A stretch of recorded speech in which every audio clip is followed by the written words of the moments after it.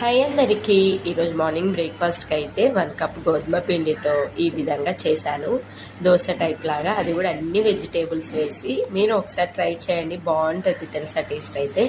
ఇక్కడ 1 కప్ అయితే గోధుమ పిండికి కొంచెం సాల్ట్ వేసి 1 కప్ గోధుమ పిండికి 2 కప్ వాటర్ అయితే సరిపోతుంది. మంచిగా మిక్స్ చేసుకోవాలి స్మూత్గా. తర్వాతకి కొన్ని వెజిటేబుల్స్, నేనైతే ఆనియన్, క్యాప్సికమ్, బీన్స్, క్యారెట్ వేసాను. మీ దగ్గర ఏ వెజిటేబుల్ ఉంటే అవి వేసేసుకొని కొంచెం ఉప్పు, పసుపు, అది స్పైసెస్ అంటే ఎలాంటి చట్నీ లేకుండా డైరెక్ట్గా తినడానికి కొన్ని స్పైసెస్ వేసి ఒక్క ఎగ్ అయితే వేసుకొని ఈ విధంగా దోశలాగా చిన్న చిన్న అట్టు వేసాను. ఎంత స్మూత్గా ఉంటాయి అంటే తింటా ఉంటే తినాలనిపిస్తుంది. అండ్ చాలా సాఫ్ట్గా కూడా ఉంటాయండి, పిల్లలు కూడా ఇష్టంగా తింటారు.